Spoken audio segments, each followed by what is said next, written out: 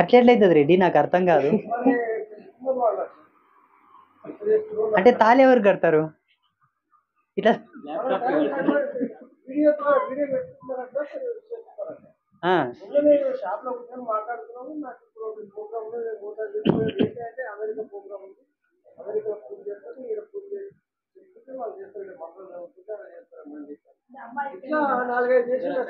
దీనికి ఒక చిన్న ఎగ్జాంపుల్ చెప్పాల్సి వస్తే, అందరికి అర్థమయ్యే విధంగా చెప్పాల్సి వస్తే, నేలను చదును చేసి చదునైన నేలలో తగు మోతాదులో ఎరువేస్తాం. యూరియానో పొటాషో ఏదో వేస్తాం, లేదంటే ఆవు మూత్రమో ఆవు పెండను వేస్తాం, ఆకు అలం తొక్కుతాం. నేలను చదువు చేసి ఎరువు వేసిన తర్వాత, సారవంతం చేసిన తర్వాత ఇతనం వేస్తాం. కళ్యాణ తంతు కూడా అంతే. సరియగు ప్రదేశం అనగా సొంత గృహము లేదా దేవాలయం. సన్యాసులను పెళ్లికి విలువరాదు. తద్దినలకు కూడా సన్యాసి రారు. మండల మిశ్రుడు శంకరాచార్యుల వారు వస్తే తిడతాడు. మనకు సినిమాలో కూడా ఉంది.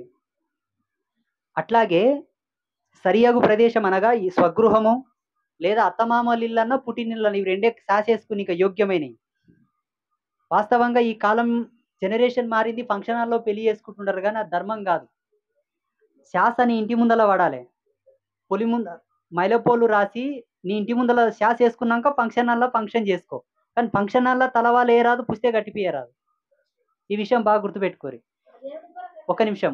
ఒక ఇంటికి పరిపూర్ణమైన కళాకర్షణ శక్తి ఎప్పుడు వస్తుంది అంటే, ఆ ఇంటి ముందల శాస వాడాలి, కాన్పు కావాలి, రజస్వాల కావాలి, 3 కావాలి.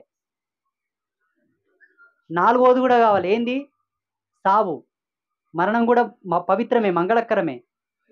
జననం జరగాలి, మరణం జరగాలి, కళ్యాణం జరగాలి, రజస్వాల ఫంక్షన్ కూడా జరగాలి. ఇవి జరిగితే నా ఇంటికి పరిపూర్ణమైన ఆయుష్ ఉన్నట్టు లెక్క. లేకపోతే అది ఇల్లు కాదు, గృహం కాదు.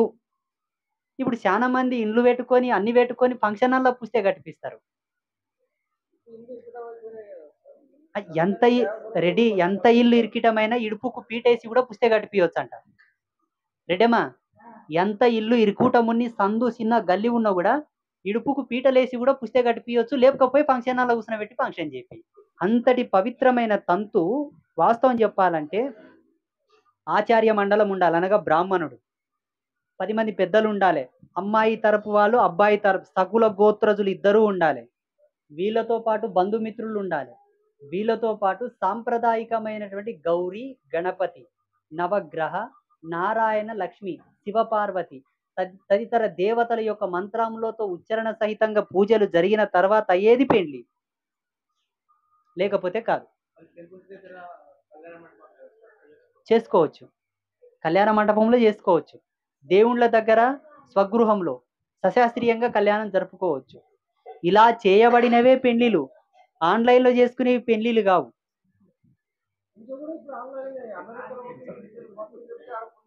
జరగదు. ఇప్పుడు నేను చెప్తే కదా రెడ్డి, నేలను చదును చేసి తగు మోతాదులో ఎరువేసి పంట వండించిన పంటనా, ఆన్లైన్లో పంట వండిస్తే పంటనా? అది కళ్యాణం అంటే కూడా ఒక పంట, దాని పద్ధతిగానే చేయాలి. ఆన్లైన్లో చేసుకుంటే అది పెళ్లి కాదు, మన టెక్నికల్ ప్రోమో అవుతుంది, అది మన సొంత తెలివి అవుతుంది. అది మీ వాళ్ళు ఎవరైనా చేసిండ్రా?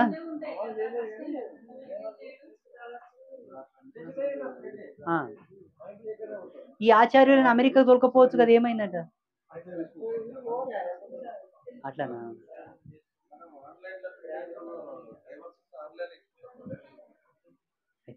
ఇస్తారు.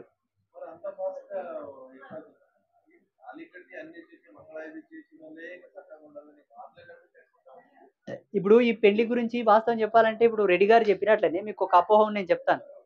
ఆర్మీ జవాన్ ఎవరైనా చనిపోతే గవర్నమెంట్ రూల్స్ ప్రకారంగా ఆయనకు దహన సంస్కారాలు చేస్తారు.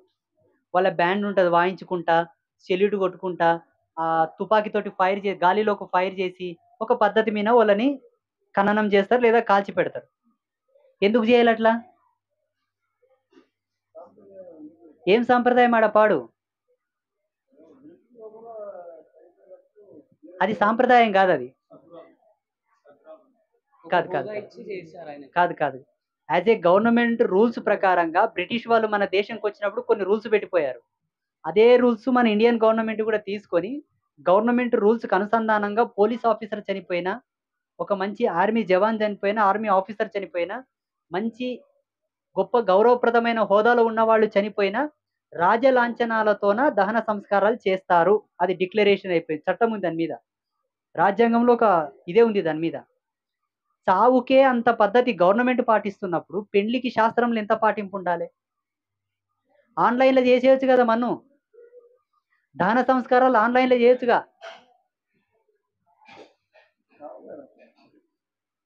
మేళతాళాలు, వేదాశీర్వాదము, మంచిగా ఆడపడుచులు మంగళ స్నానాలు చేయించడము, ఇదంతా ఒక పరివర్తనామృతమైనటువంటి తంతు. కంపల్సరీ చేయాలి, తప్పదు. అడుగునైనా స్వామి. ఇంకో లాస్ట్ది కొంచెం డిఫరెంట్ టాపిక్ ఇది. క్యాస్టిజం ప్రకారంగా బ్రాహ్మణులు ఎవరు కారు నాయనా? సరే, నేను బ్రాహ్మణులకు కూడా చెప్తున్నా, మీరే బ్రాహ్మణులు అనుకోవడం అజ్ఞానం. బ్రహ్మ జ్ఞానవంతుడు, బ్రహ్మ తత్వవంతుడు ఎవరైతే ఉంటారో వాళ్ళు బ్రాహ్మణులే. నిత్యం త్రికాల వందనం చేస్తూ, త్రికాల సంధ్యలు పాటిస్తూ, అగ్నికార్యం పాటిస్తూ సంస్కారవంతమైన జీవితం ఎవరు నడిచినా వాళ్ళు బ్రాహ్మణుడే. రైట్, అర్థమైంది. అయితే ఇంకోటి ఏంటంటే, మామూలుగా కొంతమంది యోగ సాధన ద్వారా ఈయన స్వర్గ నరకాలు ఉన్నాయా లేవా అని చెప్పేసి శరీరాన్ని ప్రయత్నపూర్వకంగా వదిలి వెళ్ళి చూసేసి వచ్చిన వాళ్ళు ఉన్నారని చాలా మంది యోగులు కూడా అంటుంటారు. అంటే ఒక చిన్న సందేహం ఏంటంటే, శరీరాన్ని వదిలినప్పుడు ఆత్మ బయటికి వెళ్తుందా, ఆత్మతో పాటు సూక్ష్మ శరీరం బయటికి వెళ్తుందా అని ఒక డౌట్. సూక్ష్మ శరీరం శాశ్వతమా, ఆత్మ శాశ్వతమా అనేది ఒక చిన్న డౌట్. సూక్ష్మ శరీరం వేరు, ఆత్మ వేరు కాదు, రెండు ఒకటే. అదే ఒకటే, రెండు ఒకటే. ఆ రెండు పోతాయి బయటికి, రెండు శాశ్వతం కాదు. ఎవరికి శాశ్వతం, ఏడ శాశ్వతం, ఆడ శాశ్వతం, మనకు శాశ్వతం కాదు. ఇప్పుడు పోయిన సంవత్సరం ఇదే రాఖీ పౌర్ణమికి నా భక్తుడు ఒక ఆయన ఉండే, వయసు అయిపోయిండే, సార్లాకని ముసలుగా అయిండే. ఈ సంవత్సరం లేడు. అప్పుడు శాశ్వతం, ఇప్పుడు అశాశ్వతం కదా. ప్రతి మనిషికి స్వర్గ నరకాల మీద చాలా అనుమానాలు ఉన్నాయి. షార్ట్గా ఒక రిఫరెన్స్ ఇస్తాను నేను. చీకటిలో ఏమి కనబడటం లేదు అంటారు ప్రతి ఒక్కరు. అంటారా? అవును. చీకటిలో ఏం కనిపిస్తలేదు అంటారు. ఎందుకు కనిపించదు? చీకటి కనిపిస్తుందిగా. కరెక్ట్. చీకటి కనబడదా? వెలుతురులో అన్నీ కనిపిస్తున్నాయి అంటాడు మానవుడు. చీకటి కనబడదుగా. వెలుకున్న కాడ చీకటి ఉంటుందా? ఉండదు. ఇవే మీకు తెలియనప్పుడు స్వర్గ నరకాలతో మీకు ఏం అవసరం? స్వర్గం నరకం రెండు, స్వర్గం నరకం రెండు జ్ఞానానికి సంబంధించినటువంటి అతీతమైన అవ్యాజమైన సుధా ఛందస్సులవి. అది ఎంతో తార్కికంగా తర్కంతోనే శోధించేవి అవి. మీ అల్పజ్ఞానానికి, మీ షార్ట్ నాలెడ్జ్కి అవి అర్థం కావాలంటే ఎట్లా అర్థమైతే చెప్పు. అయితే మేము తెలుసుకోకూడదా స్వామి అంటే, తెలిసిన వాళ్ళు చెప్తే నమ్మండి, దాంట్లో మళ్ళీ మూలాలు వెతక్కండి. అంటే స్వర్గ నరకాలని జడ్జ్ చేయడానికి అడగలేదు స్వామి, శరీరాన్ని వదిలిన తర్వాత ఏమొస్తాయని ఆ సందేహంతో అడిగాను. ఇప్పుడు శరీరం వదిలిన తర్వాత రెండు ఉదాహరణలు. సుఖనిద్ర అంటే మంచి నిద్రకు చంచలమైన నిద్రకు తేడా ఉందా లేదా? ఉందా? ఉంటుంది. స్వర్గం అంటే సుఖనిద్ర, చంచలమైన నిద్ర, యాతన నిద్ర నరకం. ఒక ఆయనకు కాలుకు పుండైంటది నాయన, మంచిగా నిద్ర పోగలడా? లేదు. ఏ పుండు లేదు, ఏ రోగం లేదు, ఆరాం పండుకుంటాడు కదా. ఆరాంగా రోగం లేకుండా ఏం లేకుండా ప్రశాంతంగా పండుకునే సుఖనిద్ర స్వర్గం. యాతనతోటి బాధ అనుభవించుకుంటా అనుకుంటా పండుకునే నిద్ర నరకం. సింపుల్. అర్థమైనా? లేదు స్వామి నేను లైవ్ లో చూడాలనుకుంటే పోదాంపా, నేను తీసుకుపోతా. అదే అంటే నేను దాన్ని జడ్జి చేయట్లేదు స్వామి, ఏంటి స్వర్గ నరకాల గురించి అనట్లేదు నేను, ఇది అన్నాను, అర్థమైంది. మొన్న ఒక యాంకర్ నన్ను ఇట్లే అడిగిండు, ఏం మీ ప్రతి స్వామీజీ ఇట్లే చెప్తాడు, స్వర్గం అంటాడు, నరకం అంటాడు, ఎవడు చూసిండు అంటాడు. స్వర్గ నరకాలని ప్రత్యక్షంగా చూసింది మహాసాధ్వి సతీ సావిత్రిదేవి. సావిత్రిదేవి యమునెనక సీద పోయింది. ఆయననేమో భర్తను ఒకటి తీసుకుపోతున్నా అనుకున్నాడు, నడమంతలకు పోయినాక ఆయమ కనిపిస్తుంది, పరిచయం అవుతాడు ఆయన. ఇంతవరకు ఈ త్రిభువనాలలో ఎవరు కూడా శరీరంతో ఇక్కడికి రాలేదు, నువ్వు వచ్చావు ఎట్లొచ్చినావు అని అడుగుతాడు. కేవలం పతివ్రత ధర్మమే. ఆడ తపస్సు లేదు, పాడు లేదు, మంత్రజపాలు లేవు, విద్యలు లేవు, తంత్రాలు లేవు, మంత్రాలు లేవు, సత్యం. ఆయమ లైవ్లో చూసి వచ్చింది. ఆ యాంకర్ ఏమంటాడు, ఎవడు పోయి చూసి వచ్చిండు, ఎవడు రాసిండు ఈ బుక్కులన్నీ అంటాడు. ఎవడన్నా పోయి చూసి వచ్చిండా? చూసి వచ్చినోడు రాసిండా అంటే, సతీ సావిత్రిదేవి లైవ్లో పోయి చూసి వచ్చింది, మొగిని రిటర్న్ తెచ్చుకున్నది. తెచ్చుకున్నాక వాళ్ళ శిష్యులకంతా చెప్పింది. ఇప్పుడు రెడ్డేమో అమెరికా కొయ్యొచ్చింది. అమెరికా కొయ్యొచ్చినాక డాలాస్ ఏడుంది, టెక్సాస్ ఏడుంది, ఇంకోటి ఫ్లోరిడా ఏడుందని ఆమె ఈజీగా చెప్పగలుగుతుంది. చెప్తదే లేదా? అట్లా సతీ సావిత్రి దేవి నరకానికి కొయ్యొచ్చిన తర్వాత మొత్తం చెప్పింది అందరికి. ఆడ ఇట్లా ఉండదు, అట్లా ఉంది, ఈ నరకము ఆ నరకము, ఈ శిక్ష ఆ శిక్ష, నా మొగిన కోసం పోతే అన్నీ చూసి వస్తే మీరు చెయ్యకురి తప్పు, మీరు చేస్తే ఇట్లా పోతారు, ఈడిపోతారు ఆడుకోతారు అని చెప్పింది. అంతే. సతీ సావిత్రి దేవి ఉందా లేదా? ఉంది. యా? ఉంది. ఏ యుగంలో ఉండే, ఏ మన్వంతరంలో ఉండే, ఏ కాలంలో ఉండే? ఆ పీరియడ్, ఆ టైము, ఆ పురాణంతో సహా మనం తీసుకుంటే ఆమె ఉన్నది వాస్తవం అయితే స్వర్గ నరకాలు కూడా ఉన్నవి, లేకుంటే లేవు. ఇది నరకం గురించి రిఫరెన్స్. స్వర్గం గురించి త్రిశంకు మహారాజు స్వర్గం కోదమని ఇష్టపడతాడు. ఇవన్నీ పురాణాలు కాదు స్వామి, ఎప్పుడో జరిగినాయి మనకు తెలియదు అనుకుంటే మహాత్మా గాంధీ కూడా పురాణాల కిందికే వస్తాడు. మహాత్మా గాంధీ పుట్టిలేడా? ఇప్పుడు నీ మన్మడు పుడతాడయ్యా, నీ మన్మన్కి మన్మడు పుడతాడు. నీ మన్మన్కి మన్మడు గాంధీజీ బుక్ తీసుకొని ఈయన ఏ పురాణంలో ఉంటాడో అంటే ఇప్పుడు మనం అందరం వేస్టా? రెడ్డి గారు, మీరు మహాత్మా గాంధీని చూసిండ్రా? చూసిలే. గాంధీజీ పుట్టినప్పుడు మీరు లేరా? చూసిలేరా? మహాత్మా గాంధీ ఎప్పుడు చచ్చిపోయిండు?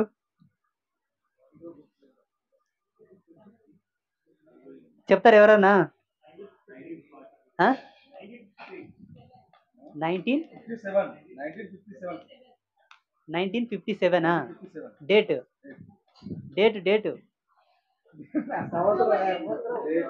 అక్టోబర్ 2. సమయం, షూట్ చేసిన సమయం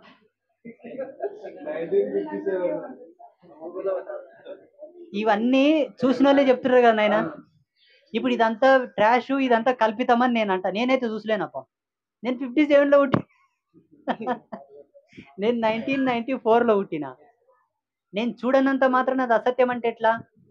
సతీ సావిత్రి దేవి పుట్టిన పీరియడ్లో పుట్టిన ఋషులు చాలా మంది ఉన్నారు. వాళ్ళందరూ రాసిండ్రు గ్రంథాలు, తాళపత్ర గ్రంథాల మీద, తామ్రపత్రాల మీద రాసిండ్రు. ఒకవేళ అప్పుడు స్మార్ట్ ఫోన్లో ఉంటే వీడియో పెడుతుండ్రు ఆయమ్మ మాట్లాడేటప్పుడు.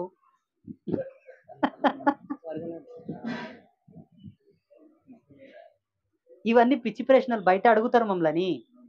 మొన్న ఒక యాంకర్ అడిగిండు, ఆ వీడియో వచ్చింటది నాకు తెలిసి, ఆయన అడిగిండు నన్ను, నీళ్ళ నాపండి ఏదో అన్నారు. ఆయన కాదు, ఇంకొకటి. ఇప్పుడు ఈ ఫోన్లో రికార్డ్ అయిన వీడియో కూడా యూట్యూబ్లో 100 సంవత్సరాల కంటే ఎక్కువ ఉండదు. ఆటోమేటిక్ శాటిలైట్ డిలీట్ అయిపోతుంది. 100 సంవత్సరాల తర్వాత ఆదిత్య పరాశరి స్వామి ఎక్కడ పోలే.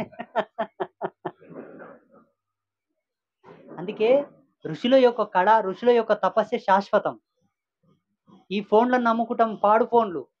మొన్న ఒక ఆయన, ఒక అకౌంటెంట్ వచ్చిండు, ఆయన మా సిఏ గారు. ఆయన ఏమంటున్నాడంటే, స్వామీజీ మీరు డైరీలు రాయకండి, అంబాత్రయ క్షేత్రంలో జరిగే ప్రతి ఖర్చుని ఒక 7-8 డైరీలు రాసి పెడతారు మా పిల్లలు, ప్రతి రూపాయి రాస్తారు. ఇన్ని బుక్కులు రాసే బదులు ఒక సిస్టమ్ పెట్టుకోండి, దాంట్లో అన్నీ యాడ్ చేయండి గురూజీ, ఈజీ అవుతుంది మనకు అంటాడు. ఈ పాడు సిస్టమ్ని ఎంతసేపు నమ్ముకొని ఉంటావు? కరెంట్ ఉంటే పని చేస్తుంది, కరెంట్ లేకుంటే పని చేయదు. కానీ బుక్కు ఎప్పటికి ఉంటుంది, లైఫ్ టైం. ఋషుల కానాడే తెలుసు, ఋషులు అంజనం వేసుకొని చూసుకుంటుండ్రి. ధృతరాష్ట్ర మహారాజుకి కొంతమందికి శ్రీకృష్ణుడు లైవ్లో యుద్ధం చూపించిండు. ఒక గోడ మీద 3D ప్రింటింగ్ వేపించి చూపించిండు, సినిమా థియేటర్ లాగా. అప్పటికి ఉన్నాయి, కానీ ఇవన్నీ కృత్రిమం. ఏదో ఒక కేంద్రకం సహాయం ఉంటే తప్ప ఇవి నడవాయి కదా. అందుకే ఇవల్ల వేస్ట్ అనుకున్నారు వాళ్ళు. అట్లా రాసిన స్వర్గ నరకాల గురించి త్రిశంకు మహారాజు యొక్క ఆధారము, సతీ సావిత్రి యొక్క ఆధారంతోనే స్వర్గ నరకాలు మనకు పరిచయం అయినాయి. అంతకు ముందు కూడా నారదుడు పోయి చూసి వచ్చిండు. నారదుడు గరుత్మంతుడు పోయి చూసి వచ్చిండు.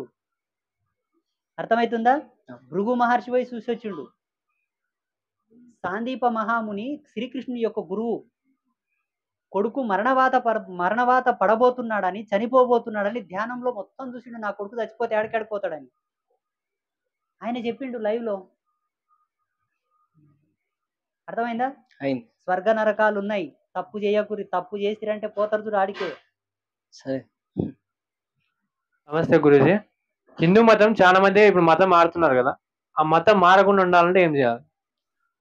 ఇప్పుడు ఈ పాశ్చాత్య మతాలని కొత్త కొత్తగా ఉన్నాయి, రుచి చూతం అని పోతుండరు. ఏముంటుందో ఎంత బాగుంటుందో అని పోతున్నారు. కొన్ని రోజుల తర్వాత ఈపు మీద వాతలు పడతాయి, మళ్ళీ అంత ఎక్కని వస్తారు. అంటే ఏమైతే గత్యంతరం ఉంటలేదు మానవునికి. హిందూ ధర్మం తప్ప వేరే గత్యంతరం లేకుండా పోతది. ముందు ముందు మీరు చూడండి. మనం ఇద్దరం చిన్నోళ్ళమే కదా. నీ వయసు ఎంత? 27. 27. నా వయసు కూడా ఇంచుమించు. నీ డేట్ ఆఫ్ బర్త్ 96. 96. నేను 94. 2 years. 2 years different. సమకాలీకులం అనుకుందాం, 2 ఏళ్ళేం పెద్ద విషయం కాదు. మన ముసలి వరకు ఫ్రెండ్షిప్ లో ఉందాం. ముసలి వరకు చూడు, 100కి 100% ప్రపంచ దేశాలని హిందువుగా మారకపోతే నా పేరే మార్చుకుంటా. సరే. ఆల్రెడీ జర్మనీ, పోలాండ్, అమెరికాలో సగం భాగం, లండన్, వెస్టర్న్ కంట్రీస్ లో 100కి 75% హిందువులు అయిపోయినారు. ఇక్కడ ఉండేటటువంటి జ్ఞానులు, మహనీయులు, ఇక్కడ ఉండేటటువంటి స్కాలర్స్, మేధావులు, అపర మేధావులు, విద్వాంస శిఖామణులందరూ కూడా దాంట్లో పోతున్నారు. ఏంది? ఆవుని ఇంటికాడ పెట్టుకొని బర్రెని కొరికినారంట వెనకటికి. బర్రె, ఆ బర్రె ఏం చేయది? మడుగులో పడుతుంది, నిన్ను కూడా మడుగులకే పిలుచుకుంటది. ఆవు అట్లా కాదు, యజమానిని బురజ కూడా దొక్కనట్లు ఇష్టపడుతుంది ఆవు. ఆవు గుణమది. కావాలంటే మా గోశాలలో పోయి నిలబడండి ఒక 5 నిమిషాలు. నువ్వు నిలబడి చెప్తా. ఏందో తెలుసా? ఈడ రొచ్చయింట చూస్తావా? ఆ రొచ్చైన జాగాలు ఉంటే యజమాని నిలబడికి ఇష్టపడదు. అది రొచ్చులో నిలబడతా, నేను పక్కన నిలబడమంటది. దాని వెనకరా చూపిస్తా. నేను టెస్ట్ చేసిన మా గోశాలలో ఎన్నో ఆవులు ఉన్నాయి కదా. ఆవు చాలా సుగుణశీలి, చాలా గొప్పది. సనాతన ధర్మం కూడా అంతే. అందుకే మనకు శాస్త్రంలో ఏముంది? పంచగకార ప్రాతినిధ్యం సనాతన ధర్మ ప్రతిరూపం. అంటే గంగా నది, గురువు, గోవు, గీత, గాయత్రి మంత్రం, ఈ 5 ఇవి ప్రమాణం మన సనాతన ధర్మంలో. ఈ 5ంటిని ఎవరు కాపాడతారో వాళ్ళే సనాతన ధర్మ వారసులు. ఈ 5ంటిని కాపాడితే మన ధర్మం భూమి ఉన్నంత వరకు ఉంటది. స్వామి, నేను తెలుసుకున్నంత వరకు అయితే ఎక్కువ మంది దళితులు మారినారు. దళితులు ఎక్కువ మంది క్రిస్టియన్లు అయితే. ఎందుకంటే దానికి ఒక కారణం నేను తెలుసుకునేది ఏమంటే, ఈ అగ్రవర్ణాలు అనే వాళ్ళు దళితుల్ని గుళ్ళల్లోకి రానియకుంటున్నారు అనేసి వాళ్ళు ఏం చేస్తారు అంటే, మాకు కొలవడానికి ఒక దైవం కావాలి అనేసి మాకు ఇదొక మార్గము అని అంటున్నారు కదా. అంటున్నారు. సరే, మీరు అనుకున్న మాటనే, మీరు అనుకున్న ప్రశ్ననే మొన్న ఉస్మానియా యూనివర్సిటీలో కూడా ఒక పెద్ద ప్రొఫెసర్ కాసిం అని ఆయన ఈ మాట అన్నాడు. ఇప్పుడు అంటిముట్టనోళ్ళనంతా మెడబట్టి దొబ్బినప్పుడు వాళ్ళు ఆడుకోయి కుసనలే, ఎవడైతే తీసుకుంటాడో వంతమై కుసనలు అంటారు. సరే, గతంలో జరిగి ఉండవచ్చు, నేను కూడా ఆమోదం తెలుపుతాను. వై ద కమ్యూనిటీ రిఫరెన్సెస్ ప్రకారంగా మేబీ నేను కూడా ఉన్నాను కాబట్టి నాకు అనుభవం ఉంది. మా ఊళ్ళో కూడా నేను చూశాను అవి. మా అవతాత చెప్తుండ్రి, గతం గతః వదిలేద్దాం. ఇప్పుడు బిజవారం గ్రామంలో ఉండేటటువంటి శ్రీ శ్రీ అంబాత్రయ క్షేత్రాన్ని నెలకొల్పిన స్వామీజీ కూడా ఒక సబ్బండ వర్ణాలకు బడుగు బలహీన వర్గానికి చెందిన వ్యక్తే కదా. అవునా? అవునవును. సరే, ఇక్కడికి రావచ్చు కదా మొక్కనికే. మళ్ళీ ఇప్పుడు అదే కదా. ఇప్పుడు రమ్మన్, ఉమ్మడి తెలుగు రాష్ట్రాల్లో ఉండేటటువంటి వాళ్ళను, ప్రపంచవ్యాప్తంగా ఉండే వాళ్ళని మేము స్వాగతిస్తాం. అమ్మవారికి నా తపస్సు అడ్డం పెట్టి కూడా వాళ్ళని గర్భగుడి లోపలికి అమ్మ పాదాల దగ్గర తీసుకెళ్తారు. రోజు వచ్చి మొక్కిపోమ్మ. రమ్మన్. ఇంకోటి స్వామి, రారు. నువ్వు ప్రశ్న బాగా అడిగినావు కానీ రారు. ఇందులో అగ్రవర్ణాల వాళ్ళు తప్పు చేశారు, అగ్రవర్ణాల వాళ్ళు దూరం పెట్టారు అన్నది ఎంత వాస్తవమో అంతకు 2 ఇంతల వాస్తవం వీళ్ళది కూడా ఉంది. ఏందో తెలుసా? ఇలా మూర్ఖత్వం ఏందో తెలుసా? కూర తింటామంటారు, నాన్ వెజ్ తింటామంటారు, పేయి గడవకుండా వచ్చి మొక్కుతామంటారు. మొక్కమంటివే అపవిత్రంగా. డ్రింక్ చేస్తామంటారు, కనీసం స్నానం కూడా చేయమంటారు, వచ్చి మొక్కుతామంటారు. మొక్కమంటివే. మా ఊళ్ళో జరిగింది అది. నేనే అడ్డుపోయినా. మరీ మూర్ఖత్వం కాకపోతే ఏందిరా? స్నానం చేయరి, బొట్టు పెట్టుకోరి, ఓ పంచ కట్టుకొని పోరి. ఎందుకంటే ద డిపార్ట్మెంట్ రూల్ అది, స్పిరిచువల్ డిపార్ట్మెంట్ రూల్ అది. ఒక కంపెనీకి ఉద్యోగం చేయకపోతే పిచ్చి కుక్కలు అక్కడ టై కట్టుకొని బూట్లు వేసుకొని టక్కేసుకొని పోతావు, లేకపోతే కంపెనీలోకి రానియాడు. దేవుడు అంత తేరగొచ్చిండా? అరే తగు శుద్ధితో నువ్వు మొక్కొచ్చినాక ఇంటికాడ తిని తాగు సావు. ఆడు పోయేటప్పుడు పవిత్రంగా అంటే నేను ఇట్లే పోతా. దాదాపు అందుకే అవాయిడ్ చేస్తున్నారని, ఈ అపవిత్రంగా గుళ్ళకి వెళ్తున్నారని. యాజ్ ఏ కమ్యూనిటీ రిఫరెన్సెస్ ప్రకారంగా నేను ఒక దళితునే కదనయ్యా నేను చెప్తున్నా. ఆ కాలంలో ఆ, తిన్నింకే తిండి లేక, ఆర్థిక వనరులు లేక, పండించుకోవడానికి భూములు లేక, ఏది దొరికితే అది తిన్నారు. స్నానం చేసుకునేకి కూడా వాళ్ళకి అవగాహన ఉన్నదో లేదో గాని పేదరికం. స్నానం చేస్తే బట్టలు మార్చుకోవాలయ్యా, బట్టలు లేవు. ఓకే. స్నానం చేస్తే బట్టలు మార్చుకోవాలి, బట్టలు లేవు. అట్టనే ఉండరు వారం 2 వారాల వరకు. మళ్ళేం చేయమంటివి? ఇక్కడ 2 తప్పులున్నాయి. కాలం కొన్నాళ్ళు వాళ్ళని అట్లా హింసించి, వాళ్ళ మీద శాపం పెట్టి, వాళ్ళని అట్ల మీద కసిగట్టి హింసించింది. ఇప్పుడు కాలం బాగుంది. మంచిగా బియ్యం దొరుకుతున్నాయి, భూములొచ్చినాయి, పంటలు పండించుకుంటున్నారు. కేంద్రం పాలసీలు ఇచ్చింది, రాష్ట్ర గవర్నమెంట్ పాలసీలు ఇచ్చింది, డబ్బు బాగుంది, అన్నీ మారినాయి. ఇప్పుడన్నా మారలే కదా నాయన? మారాలి. మారరు. నీవన్నట్లనే ఏం చేస్తారు? ఆడిపోతారు. ఇంట్లో పెండ్లం విడిచిపెడతారు, లంచ్ ఇంట్లో పోయి లైట్ వేస్తామంటారు. ఎందుకంటున్న ఈ విషయం అంటే, భారతదేశానికి క్రైస్తవ్య మతం ఎప్పుడు పరిచయం అయింది? రీసెంట్ చరిత్ర తిరగవేయండి.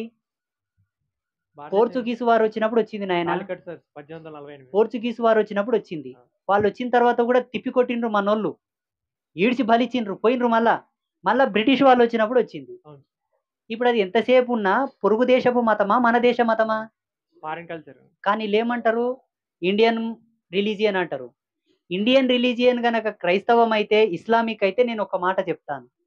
భారతదేశంలో ఉండేటటువంటి గుడులనన్నిటినీ కార్బన్ డేటింగ్ చేయండి. ఎక్కువ పురాతనమైన దేవాలయం వస్తుందా, మసీద్ వస్తుందా, చర్చ్ వస్తుందా? అండ్ సెకండ్ పాయింట్, భారతదేశంలో ప్రవహించేటటువంటి నదులకు, సముద్రాలకు ఏ రిలీజియన్ అథారిటీ మీద నేమ్స్ వచ్చాయి? హిందువులు. అండ్ థర్డ్ పాయింట్, భారతదేశంలో ఉండేటటువంటి భౌగోళిక స్థితిగతులకు ఏ పేర్లు ఉన్నాయి ఎక్కువ? ఏ రాజు పేర్లున్నాయి, ఏ దేవుడి పేర్లున్నాయి, ఏ ధర్మం పేర్లున్నాయి? హిందువులు. నీవు అమెరికాకు పోయి ఇది ఇండియన్ కంట్రీ అని చెప్పి ఈడ్చి తంతారు. Why? The country is totally declaration of the క్రైస్తవ్యం. ఇంకోటి స్వామి, ఎక్కువ ఈ మదరసలు క్రిస్టియన్ స్కూల్ ఉన్నాయి కదా స్వామి, వాళ్ళు చిన్నప్పటి నుంచి ఎడ్యుకేషన్ లో ఒక సబ్జెక్ట్ లాగా బోధిస్తున్నారు. మన ఈ సనాతన ధర్మంలో మన హిందువులు చెప్పాలి ఏమంటే, మనకు మత పిచ్చి లేదు, మనకు ధర్మం మీద పిచ్చి ఉంది. ఓకే, మతం ఏం చేస్తుందంటే బ్రెయిన్ వాష్ చేస్తుంది, ఎందుకంటే వాళ్ళ పాపులేషన్ పెరగాలని. మనకు ఆ దుర్గతి లేదు. మన వాళ్ళు ఏం చెప్తారంటే, పెద్ద మనుషులు, సత్యంగా బతుకు, శీలవంతుడవై బతుకు, సదాచార సంపన్నుడవై బతుకు, అకాల మృత్యు బాధలు తొలగించుకో, ధర్మంలో నిలబడు, దేవుని దగ్గరకు అన్నారు మన వాళ్ళు. అవును. వాళ్ళకి అవి పండ్లే, వాళ్ళకి అవి లేదు. వాళ్ళ కమ్యూనిటీ పెంచుకోవడం అవసరం, వాళ్ళ స్వరాజ్యాన్ని విస్తరించుకోవడం అవసరం, ఎకతకైతే జెండాలు వాదేది అవసరం, ఇంకేం అవసరం లేదు వాళ్ళకి. ఇప్పుడు బంగ్లాదేశ్ లో హిందూస్ మైనారిటీస్ అయినందుకే కదా స్వామి దాడి జరుగుతుంది. ఇప్పుడు హిందువులు మైనారిటీస్ అయినందుకు దాడులు లేదు, హిందువుల లోపల పట్టు లేనందుకు దాడి అయింది. నేను ఒక మాట చెప్పున్నా, ఒక వీధి కుక్క 2 సింహాలను మలేసింది. ఒక వీధి కుక్క 2 సింహాలను మలేసింది. సింహం బలం పెద్దదే, కుక్క బలం పెద్దదే? సింహాలు పెద్ద. కానీ వీధి కుక్క గెలిచిందంటే ఎందుకో తెలుసా? వీధి కుక్కకు పిచ్చెక్కింది. పిచ్చెక్కిన కుక్క మాట వినదు, తిరగ పడుతుంది. దీని పిచ్చితనం కై బెదురుకొని పోయినాయి. అయితే హిందువులు అంతా ఐకమత్యం కావాలి. పిచ్చెక్కాలే, పిచ్చి పిచ్చి. ఏం పిచ్చి తెలుసా? హిందూ ఏం పిచ్చి తెలుసా? సనాతన ధర్మం. ధర్మం పిచ్చి కాదు, ధర్మం పిచ్చి కాదాడా? ధర్మం పిచ్చి అందరికి ఉంది మన వాళ్లకు. ఏం పిచ్చెక్కాలో తెలుసా? హిందూ మతం. ప్రతి స్త్రీ ఒక దుర్గా భవాని కావాలి, ప్రతి పురుషుడు ఒక పరశురాముడు కావాలి. ఆ పిచ్చి ఉంటే చాలు, మన ధర్మం నిలబడుతుంది. ఇంకోటి స్వామి, గోవు గురించి, పూర్వకాలంలో ఇంట్లో గాడిపట్లు అని ఉంటాయి కదా స్వామి, అప్పుడు ప్రతి ఒక్క ఇంట్లో ఆవు ఉంటున్నది. ఇప్పుడు అవి లేకపోవడం వల్లే రోగాలు వస్తాయని నేను అనుకుంటున్నాను. ఘాటిపర్లు ఉంటే ఇప్పుడు టైల్స్ జారుతాయి కదా నాయన, స్మూత్ టైల్స్ ఉంటే ఇప్పుడు ఏడ ఘాటిపర్లు కడతావు స్వామి? టైల్స్ అని కాదు, ప్రతి ఒక్క రైతు ఇంట్లో ఇప్పుడు ఘాటిపర్లు లేవు. టెక్నాలజీ పెరిగిపోయింది, సమాజం మారిపోయింది, సమాజం పురోగతి వైపు నడుస్తుంది. పోయినాయి, వదిలిపెట్టు, అది వదిలిపెట్టు. ఘాటిపర్ లేకున్నా ప్రతి ఇంటికి వాయవ్య మూలను ఒక చిన్న రూమ్ ఏర్పాటు చేసి, ఒక షెడ్ వేసి, రేకుల షెడ్ వేసి, మంచిగా గోవుకు సరి సమానమైనటువంటి స్థానం ఇచ్చి, వాయవ్య మూలను ఒక గోవును కట్టేసుకుంటే, అక్కడ నుండి వచ్చేటటువంటి వాయు ప్రకోప తరంగాల చేత యజమాని రక్షింపబడతాడు, ఆయుర్దాయం పెరుగుతుంది, రోగరహితమైన కుటుంబం తయారవుతుంది. వాయవ్యం లోపల గోవు ఉండాలి, ఈశాన్యంలో తులసి మాత ఉండాలి. ఇప్పుడు ఈశాన్యంలో సంపులు పెడుతున్నారు, సంపులు, నీళ్ళ సంపులు. ఒక బావులు తోడుకోరు ఇంట్లో ముందల. ఆవు దగ్గర ఎక్కువ గాలి పీల్చిన దాని పరిసరాలను కూడా రోగాలు దాదాపు నయమవుతాయని. ఆవు ప్రాకృతికంగా నిర్మాణమైనటువంటి సహజ సిద్ధమైనటువంటి జీవి దైవత్వ జీవి. ఉదాహరణకి మనం చల్లగా ఏసీ పెట్టుకున్న రూమ్లో ఎంత ప్రశాంతంగా ఉంటాం ఉంటాం కదా. ఏసీ ఉన్న రూమ్లో ప్రశాంతంగా ఉంటుందా లేదా? ఉంటదే ఉంటదే ఉంటది అన్నోళ్ళు చేతులు లేపురి. ఉండదు సార్.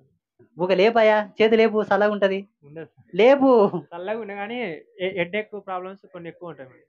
కానీ ఏసీ ప్రశాంతత కాదు మరణం. మరణం. ఏసీ ప్రశాంతత కాదు మరణం. అది అబద్ధం, అది అజ్ఞానం. కానీ అది ప్రశాంతత అంటున్నారు మీరు. గోవు పక్కలు ఉండడం ఎందుకు ఆయుర్దాయం, ఎందుకు ఆరోగ్యవర్ధకం అంటున్నానంటే, గోవు మూత్రం పోసేటప్పుడు ఎన్నో వాయు కేంద్రకములు గాలిలో కలిసిపోతాయి. గాలిలో ఉండేటటువంటి some type of cancerous virus some seconds లో చచ్చిపోతాయి. ఎయిర్ ప్యూరిఫికేషన్ ఏర్పడుతుంది ఆడ. ఆ గోవు మూత్రం పోసేటప్పుడు ఆ చుక్కలు నీ కాళ్ళ మీద పడిపోయినా కూడా స్కిన్ కి సంబంధించిన ఎన్నో వైరస్లు డిసీజెస్ కూడా ఆటోమేటిక్ గా ప్యూరిఫైడ్ అయిపోతాయి.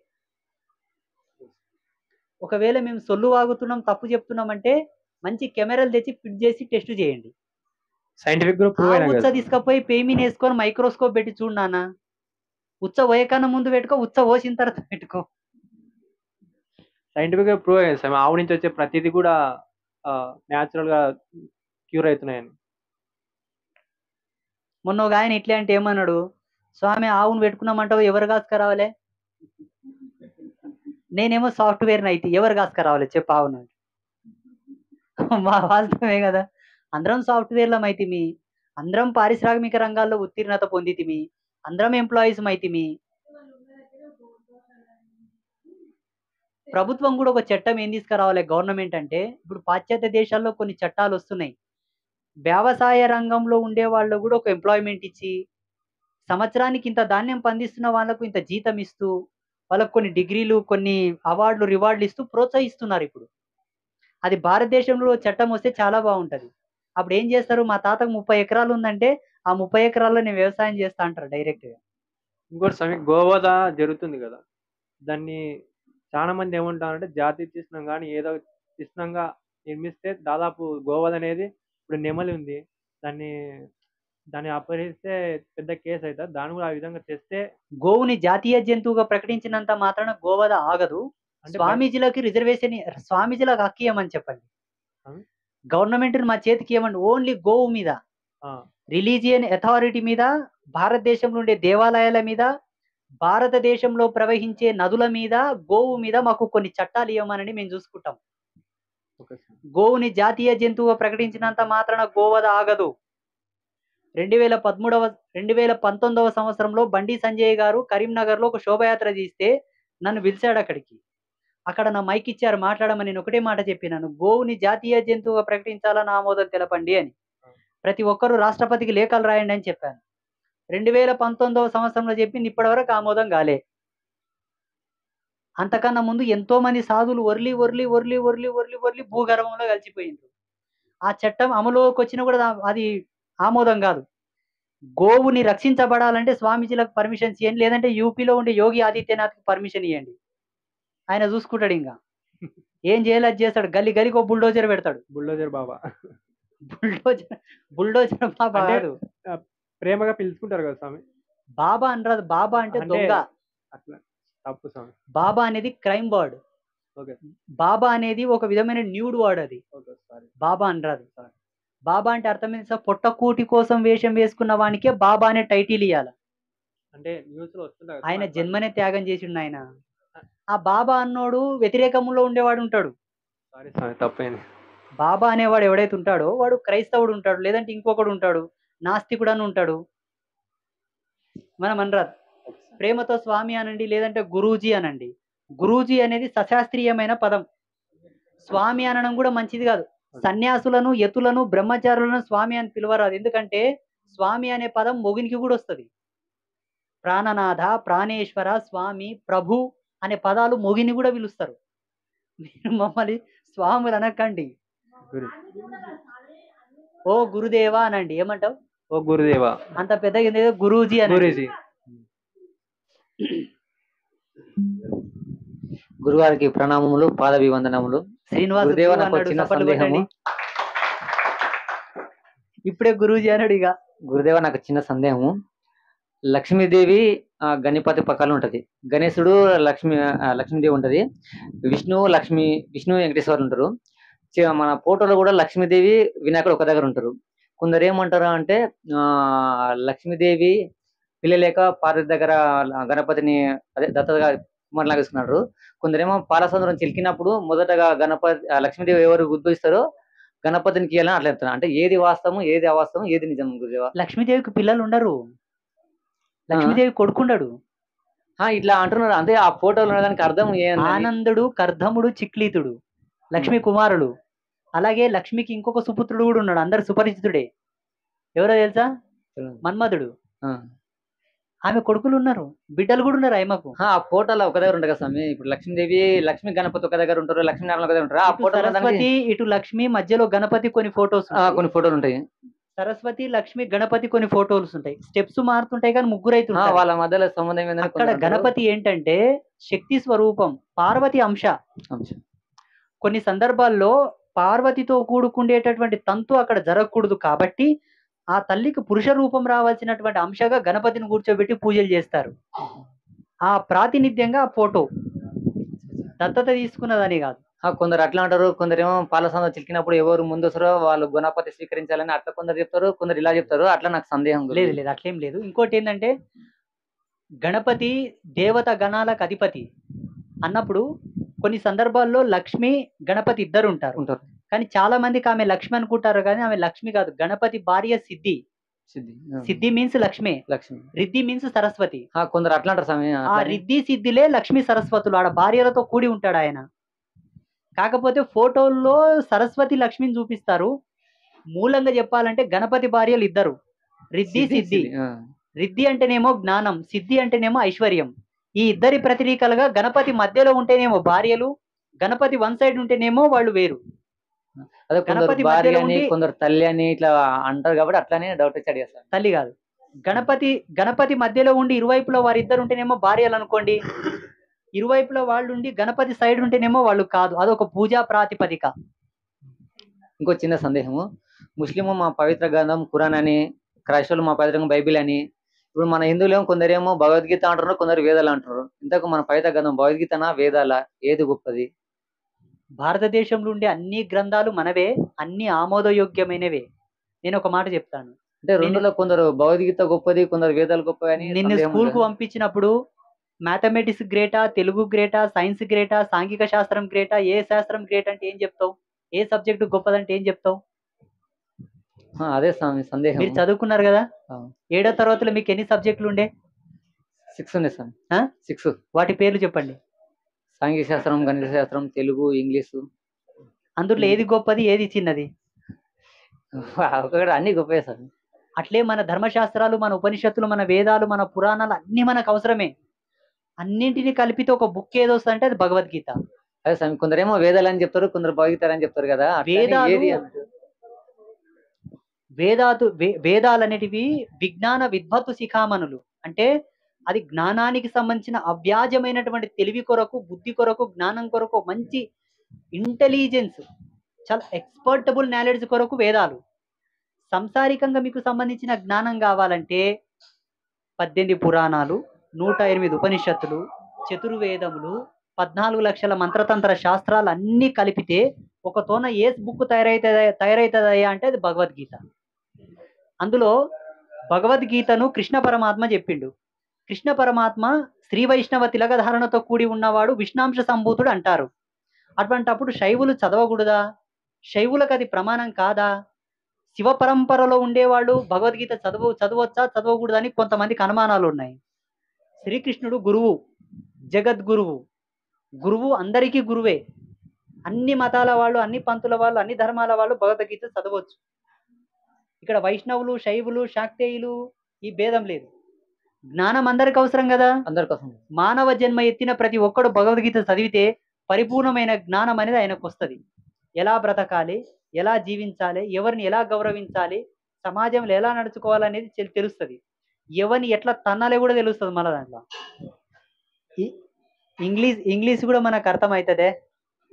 అరబిక్ భాష అర్థమవుతుందే రాదు.